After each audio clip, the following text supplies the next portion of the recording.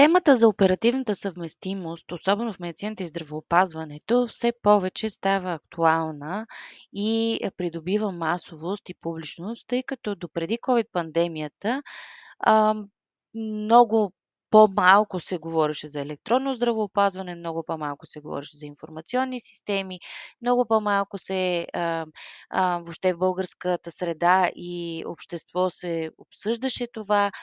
Хора от експертно ниво, от медицински и здравни лечебни заведения, лекарите, колегите, които все пак се занимават със здравеопазване, разбира се, са живеели в проблемите и липсата на електронна формат на обмен на информация, но за масовия гражданин това далеч не е било проблем. То и към момента не е, но вече си даваме сметка как някои неща улесняват нашия бит, най-малко. Днес в тази лекция, която за българската академична общност е различна, иновативна, няма алтернатива, ще поговорим за оперативната съвместимост в медицината и здравеопазването и независимо от сложното словосъчетание, което е преводно от interoperability или интероперативна съвместимост, ам, ще видим, че зад него седят доста не толкова сложни процеси, просто проблемът е, че те трябва да бъдат взаимно свързани и да си подават, в кавички, информацията едни на други. Именно това е оперативната съвместимост, но ще се опитаме в лекцията плавно и гладко да стигнем до този извод, без да въвеждаме толкова сложни термини. По дефиниция на СЗО, на Световната здравна организация.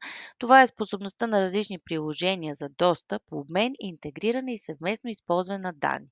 Така че те да бъдат координирани, да използват споделен интерфейс или да могат интерфейсите да си говорят, най-важното, като това се случва на базата на стандарти, които могат да бъдат организационни, регионални, национални, а и, разбира се, международни.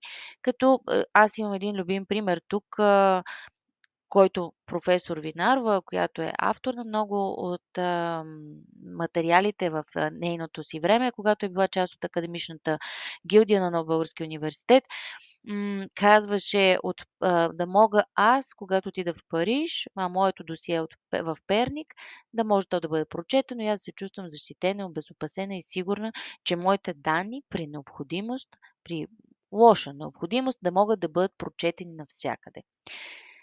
В общи линии, с този пример смятам, че доста опростявам примера, дефиницията на СЗО, като в дясно виждате всички играчи на арената на здравеопазването, като ние като пациенти също сме не малка част, а основен, фундаментален фактор.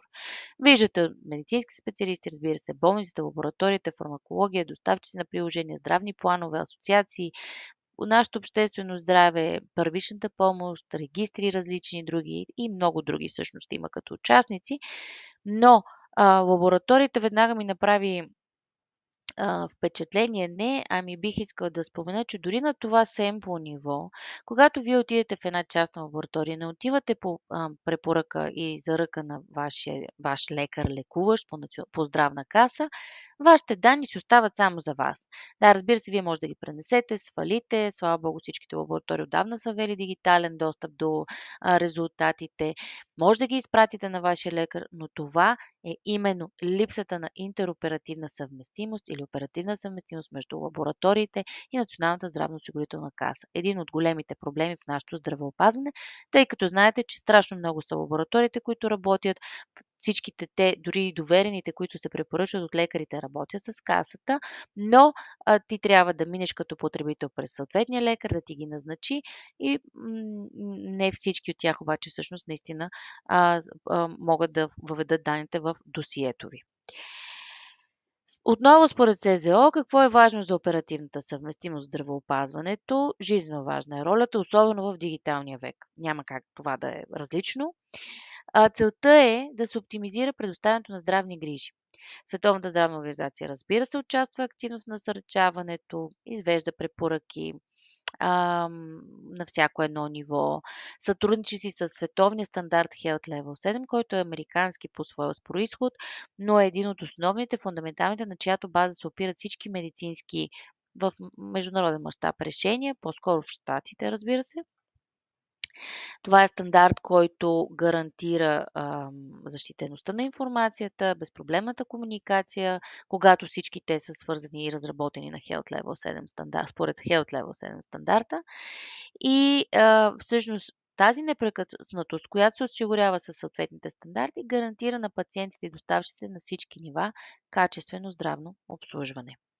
Ето ви тук един пример, който визуализира как пътя на стандартите, всъщност пътя на данните, които се подсигуряват от стандартите, ако трябва да бъдем прецизни в терминологията, пациента, чието лабораторни данни се взимат, посредством съответните софтуери се обработват.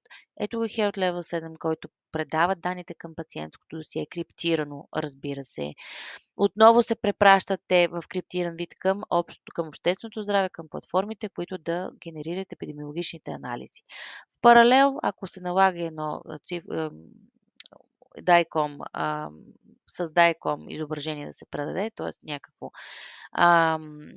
заснемане, отново имаме другата алтернатива, която е, освен DICOM, после се криптират с SNOMED, другият стандарт. След това отново влизат в нашото досие и се предават по същия начин, криптират се с Health Level 7 и се въвеждат в епидемиологичната база данни. Това е много общ и много така груб пример на нивата на оперативна съвместимост. Сега ще видите една доста по-голяма разбивка, доста по-фундаментална. Тя е моделът на Обществото за информационни технологии и управление на здравните системи в Великобритания. Като виждаме в ляво мрежата за електронно здравеопазване, т.е. всичките нива, но са разбити спрямо обществените регламенти и норми, т.е. нормативна уредба, политики, процеса на грижи, информацията, приложенията, които генерират тази информация и всъщност обезпечеността като IT инфраструктура. Това е в цветните в квадранти вляво. До тях вървят малки обяснения, а отдясно виждате четирите основни блока на Обществото за информационни технологии. Имаме на организационно ниво модели, семантични модели, структурните модели, които показват как трябва да се общуват формата и синтаксиса в организацията при обмяната на данни и основополагащите, които са всъщност изискването, което е най-трудно реализируемо, за взаимна свързаност, необходима за единност на системата, която предава, обобщава, съхранява и обработва нашата информация от всички източници, които можем да имаме такава информация. Нивата на оперативна съвместимост и видовете стандарти. Има стандарти, които се отнасят до преместване на данни между системи. Има стандарти, които технически управляват специфични за грижите функционални аспекти, като съгласието на пациента за използване на данни. Те са по-скоро към информационните и комуникационни технологии стандарти и са насочени обаче към по-специфични нужди. Има стандарти, които определят формата, синтаксис и организацията на обмена на данни.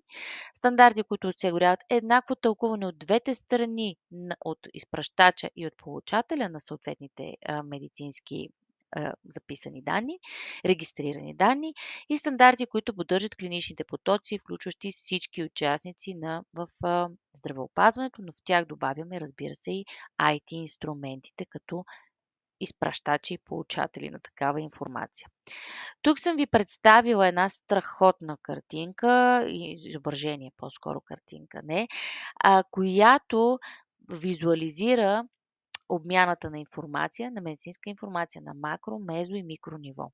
Макро ниво е в един град, да кажем, където ти като пациент отиваш на различни места, но който от друга страна се наблюдава епидемиологично, във връзка с обществено здраве, във връзка с популации и така нататък. На мезо ниво е в една болница, в една структура, в която ти посещаваш като пациент. Микро ниво е, разбира се, самия пациент и точката на грижа, при която може да има, както виждате, най-различни източници на информация, т.е. сензори регистриращ тази информация, но те са източници за мезо нивото, когато всяка от системите изкарва и въвежда съответната информация, която пък се предават, разбира се, на макро нивото. И именно тези връзки между нивата също не са оптимизирани в българската среда. Да, до някъде са, безспорно с Националната здравна информационна система, която функционира от 2 години, но не са изцяло и изчерпателно и по възможно най-добрия начин функциониращи.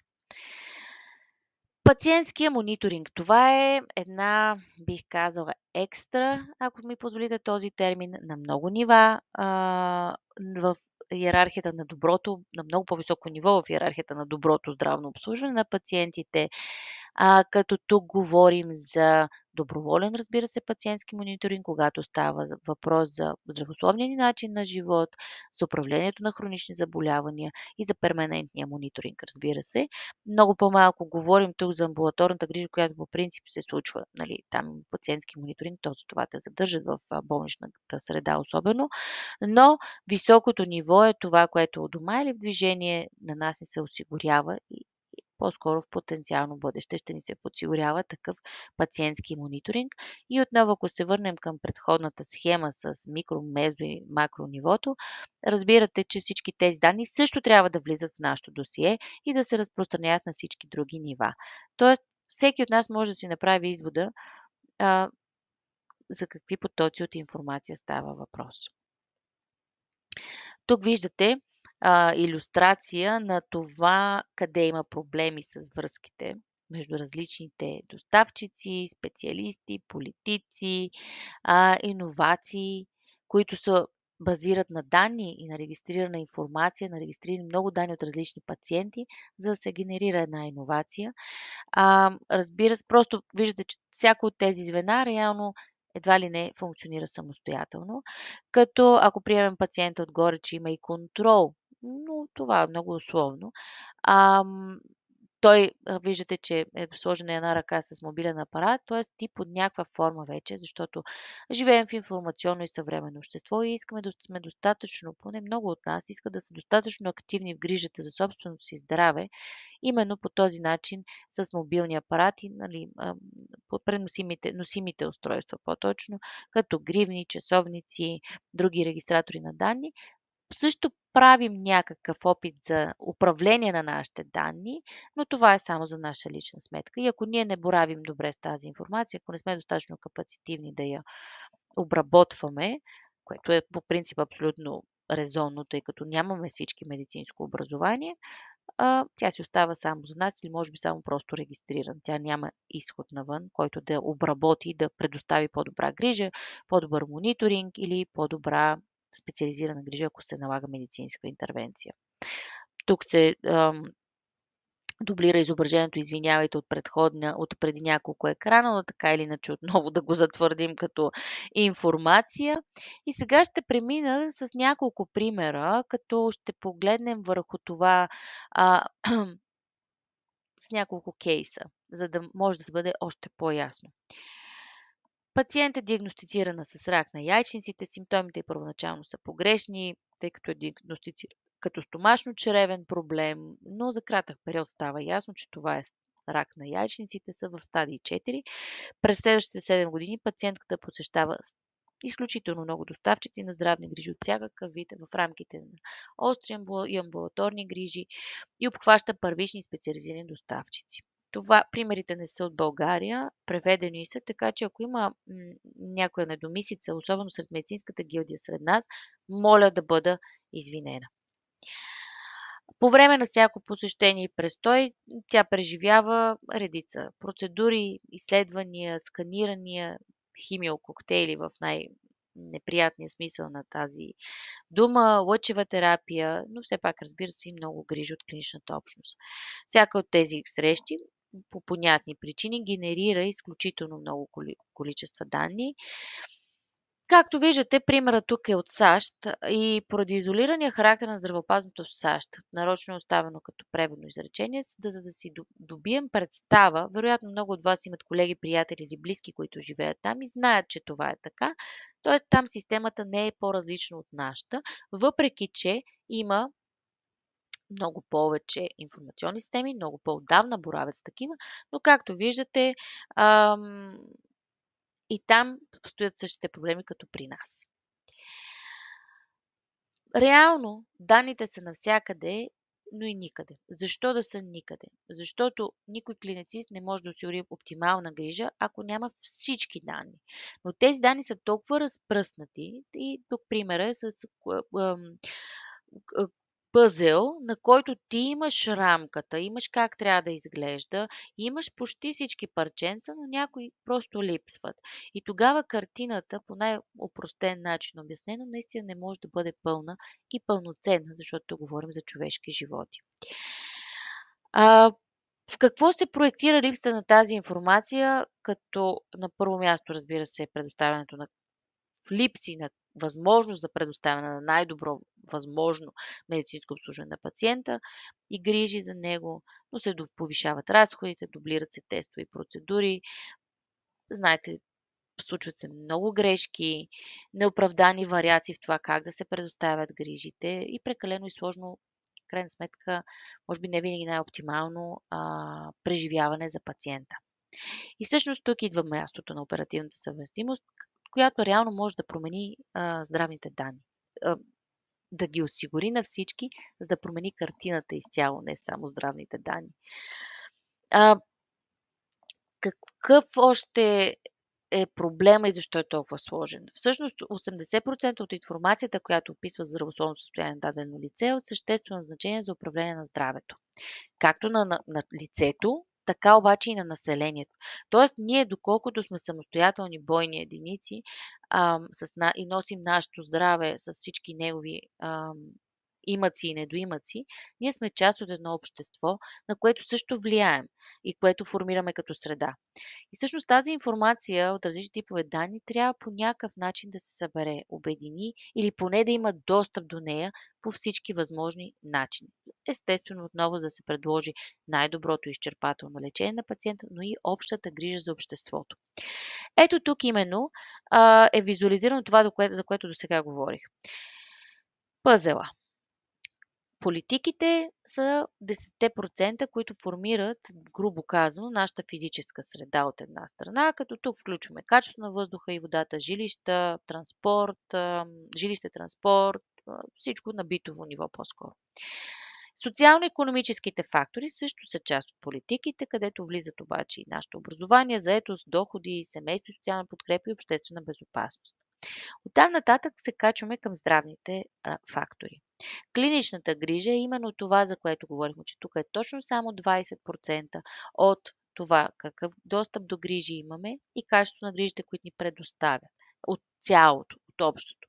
Разбира се, нашето здравословно поведение, което е голям процент, повече от 30%, влияе нашите хобита, ако мога да нареча, пристрастености или липсата на такива и разбира се грижата за нашето собствено здраве. И продължителността на живот и качеството на живот реално са по 50%. Те зависят от здравните резултати, които са в комбинации и резултат пък от своя страна от политиките и здравните фактори. Именно за това всичко до сега, което бе казано, виждаме, че всъщност грижата за нашето здраве е малка част, но тя влияе на всичко. Не малка част, но от целият комплекс, който представлява всеки един от нас, е едва 20%. И всъщност пък тези 20% не са пълноценни, когато няма ефективна и качествена информация. За да се увеличи максимално стойността на изчерпателните данни за пациента, в здравните системи се нуждаят от платформен подход за управлението на данни и да бъде оперативно съвместим, мащабируем, да предлага интелигентност към данните, с каквато скорост идват, с такава да бъдат и обработвани, независимо в какъв вид пристигат те. И тук, разбира се, пак отново един пример.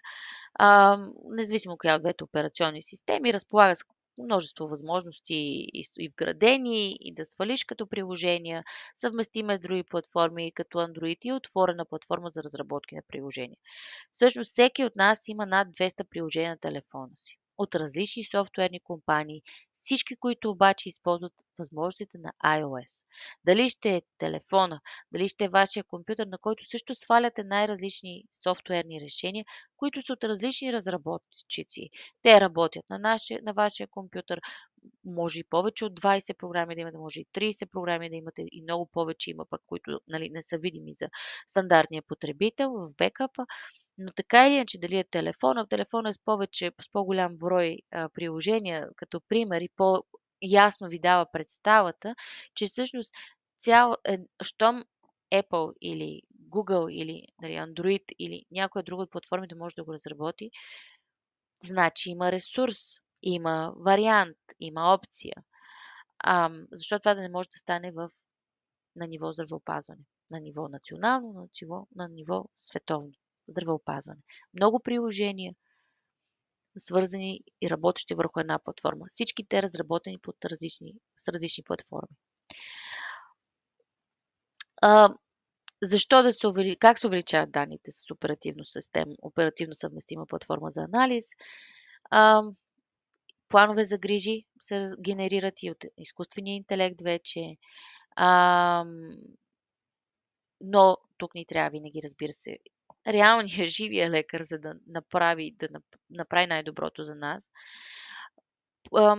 Има редица устройства и технологии, които вече генерират още повече помощ за лекаря, който с цялата си експертиза, но и подготвен с тези технологични иновации, да предостави още по-добра грижа за пациента си. Тук вече говорим за една друга семантична оперативна съвместимост, да кажем между лекаря като специалист и нивото на грамотност от една страна на пациента, неговото ниво на грамотност и разбира се познаването на различни приложения. Грамотност отговоря от технологичен тип, мобилни приложения и решения като цяло, базирани на изкуствен интелект или други. Не медицинска грамотност, разбира се. Така че това също е предизвикателство за медицината, за медицинските специалисти, за здравните специалисти. И тук говорим за още едно ниво, различно за оперативна съвместимост. Сега да си представим, че болници и здравните системи възприемат платформен подход за управление на данните и са в състояние да интегрират и взаимодействат с данни от целия континуум, защото всичко до сега, за което говорихме, е всъщност един континуум от данни в здравеопазването. Също така, реално, на база на предходния слайд, където видяхме, че има страшно много иновативни решения, биха могли, интегрирайки цялата тази информация, да повлияят и да взаимодействат с 80% от здравните детерминанти, които видяхме на блок схемата, в която изброихме как изглеждат, от какво е съставено нашето здраве, условно като фактори. А това са детерминантите, които всъщност реално не се срещат в клиничната обстановка. Тоест, от тези 20% не се включват в тези 80%. По този начин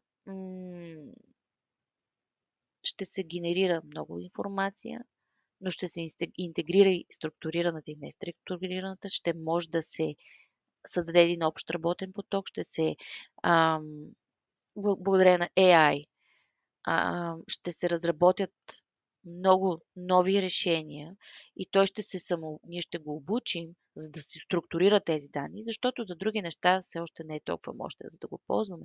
Но за да ги структурира и обедини и обработи, да, този начин генерираме едно гигантско езеро от данни, много мащабно езеро от данни, което реално навлиза в материята Big Data в медицината. Тук, разбира се, имате страхотна информация и може да си свалите този хендбук. Аз ще го и прикача в платформата, а именно Healthcare Transformation Handbook. Много интересно произведение. Кратка е. Тя е в PDF формат, но страничките са с много голям шрифт. Мисля, че 80-90 страници, но мисля, че ще ви бъде много полезна. Има още презентации, и линкове, които съм предоставила като директни преходи към съответните статии и теми по материята. Така че запознайте се, ще имате лекцията и вградено, освен като видеозапис, естествено. Още ресурси. И тук преминаваме набързо към още малко в темата, за да разгледаме някои нови тактики и технологии. Много са перспективите. Пак се връщаме на пъзела от данни, който реално който ни предизвиква да го решим, който ни провокира да го решим с цел да можем да предоставим една по-добра грижа и по-добро здраве за нас, за нашите пациенти, за бъдещите поколения. И всъщност тук съм използвала презентация на Health Catalyst, които разказват малко повече за тяхната дейност. Вице-президентът описва 12 категории от данни, необходими за здравето на населението, като минималните набори от такива данни са резултати, докладвани от пациентите, социалните детерминанти, за които преди малко споменахме, и данни за изчисляване на разходите въз основа на дейности. Разбира се, много повече са категориите, но това са трите фундаментални минимални набора от данни. Тук ще се спра малко повече на това, къде липсата на оперативна съвместимост реално се отразява най-ярко. Прецизната медицина, нещо, за което се говори повече от 15, 13, 14 години и се публикуват вече доклади и данни, но всъщност сега, естествено пост-ковидно,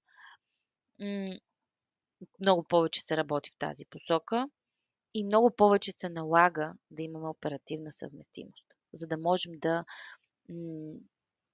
приложим изследваното и доказаното може би, че работи в клиничната практика и за да предоставим едно индивидуално лечение на конкретния пациент в точното време. И всъщност много се отразява на пациента, когато няма оперативна съвместимост. Нещо, което споменах и в началото на лекцията. Доставчиците в желанието си да предоставят грижа, може да не я предоставят по най-добрия начин, защото нямат необходимата информация. Тоест идеалната грижа става малко или много невъзможна, просто защото не разполагаш с информация от всички регистрирани изследвания и информация за този пациент. Администриране и координирането се затрудняват и забавят и се добавят много разходи, които в крайна сметка отново са за пациента под няколко форми, не само финансовата, разбира се, форма на това нещо. Разбира се, непоследователното качество на данните може лесно да направи два различни записа за един пациент, да изглежда като двама различни пациенти, което утежнява системата, ускъпява я. Харчат се ресурси, които реално не са похарчени, но генерират някакъв вид разходи. Как да се реши това нещо? Какъв е подхода? Health Level 7 отново е най-добрият стандарт за оперативна съвместимост и тук това също е линк и вие може да го достъпите, когато видите лекцията в градения формат на слайд 31, така че може да прочетете малко повече за Health Level 7, който е фундамента за оперативна съвместимост. Крайната цел е анализ обаче в затворен цикъл. Тоест, когато имате цялата информация, като виждате тук реално, че говорим за биометрични данни в реално време, геномни, фамилни и социално-икономически данни, нещо гигантско и мащабно в момента звучи много сюрреалистично, но не е далеч времето, когато вероятно ще има малки или не толкова малки държави, които ще обединят цялата тази информация и ще могат да я обработват. И тогава грижата за пациента при тях и нивото на здравно обслужване ще бъде на съвсем друго ниво. Топ тенденциите в здравеопазването. Тук е една много бърза матрица, не повече от 7-8 слайда. Много интересно поставена, много, бих казала, икономически поставена матрица на приоритетите за 2024 година. Като отляво виждате от 1 до 10 приоритетите, вдясно виждате, т.е. дейности, услуги, отдясно виждате как въздействат те върху бизнеса и кое от пък по абсцисата, а по ординатата, кое е било приоритетно. И всъщност 1 и 2, ускореното дигитално здравеопазване в и след COVID, 2 е ориентирана към пациента, персонализираната грижа и 8 участници в здравната екосистема засилват мерките за борба с поверителност и рисковете за сигурност. Тоест, когато се засили интероперативността или оперативната съвместимост на данните, тези данни трябва да бъдат защитени, когато се изпращат и получават и обработват. Именно затова тя и, разбира се, приоритет с високо въздействие върху бизнеса, защото трябва да се оптимизира, да се подобри, инвестиции в това трябват, но от друга страна пък е и приоритет за да се реализират точки 1 и 2. Тук виждате възприемането на виртуалното здравеопазване до какво може да доведе, до сила на избор за пациента, информиран избор, до персонализирано ангажиране на пациента, до по-добър достъп до здравни специалисти и възможност на пациента сам да управлява данните си. Но за да има и той достъп, виждате, че пак ще трябва някакво ниво на оперативна съвместимост и за него подсигурено към общия профил. Реално в момента в България бихме казали, че според в Националната здравна информационна система, където ние имаме достъп до нашето персонално здравно досие, имаме някакво ниво наистина оперативна съвместимост, като знаете, че то е достъпно и от мобилните апарати. Можем да достъпим нашето лично здравно досие. Със сигурност ще поговорим с тези от вас, които не са запознати, но тъй като това доста се шуми в медийното пространство в България последната половин година, вярвам, че всички вие знаете. Ориентираната към пациента персонализирана грижа, разбира се, ще подобри пък тяхната ангажираност. Тоест, тук има една взаимовръзка между пациента и грижата и доставчиците на такава грижа. Естествено, това води до по-добри резултати на здравето, подобрено медицинско придържане към плана и към всичко останало, ангажираността на пациента и подобрен достъп до грижи. Защото грижите са навременни, уместни, коректни, свършват необходимостта от тях и пациента е в възстановено състояние. Разбира се, това отново е в най-хубавия възможен вариант и изход, който знаем, че в медицината не е гарантиран, но когато имаме данните и се обосноваваме на тях, нещо, което е така наречената evidence-based medicine, която се опира само единствено на данни, вярваме, че това ще бъде по-добрия изход за пациента. Спектърът на грижи се измества от епизодични грижи към грижи базирани на среща, т.е. интервенциите отчитат и от холистичната история на пациента, включително минали и настоящи срещи и социалните детерминанти на здравето. Т.е. тук опита е да се направи и вземат под внимание всички участници на арената на здравеопазването за един пациент конкретно. За вземане на клинични решения в реално време все повече се използват базирани AI, предсказуеми анализи, големите данни или Big Data в случая поддържат медицинските данни в реално време, отбелязват, разбира се, т.е. следят и могат изпреварващо да регистрират, не дай си Боже, други катастрофални здравни събития. И така или иначе това е така наречената интернет на медицинските неща, защото има интернет на нещата, интернет of things или интернет of medical things, ако говорим само за медицината.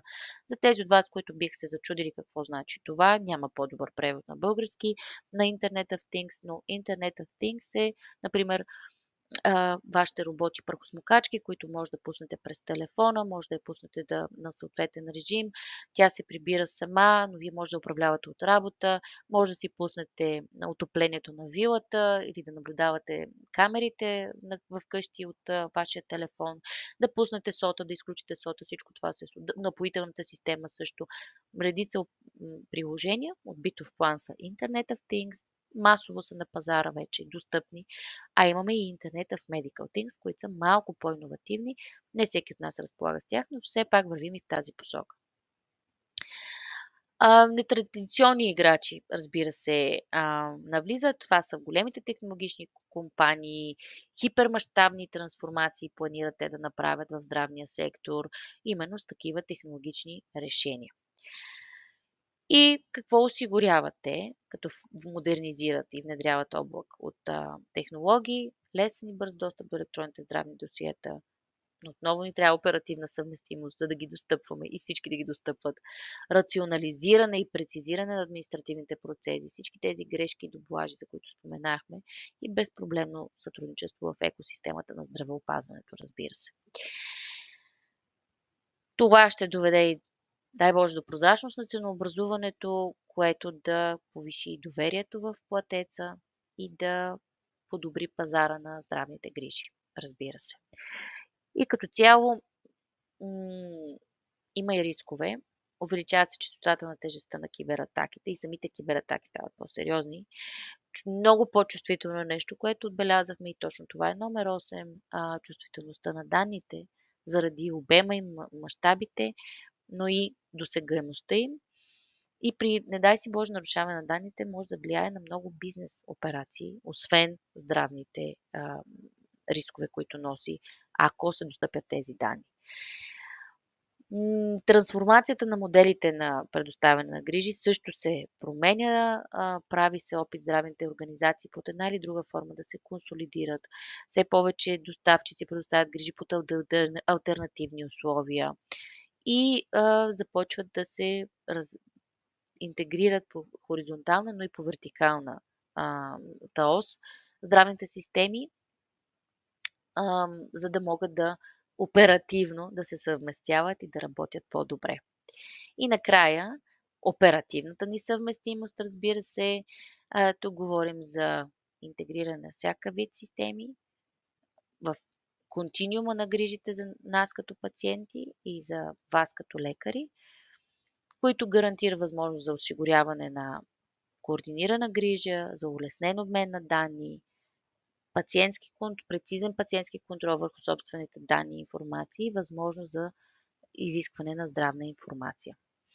Лекцията не е лесна, не е много атрактивна, но е фундаментална за нашето фундаментална и съществена част от нашата работа, така че ви благодаря за времето днес и продължаваме нататък. Успешен ден!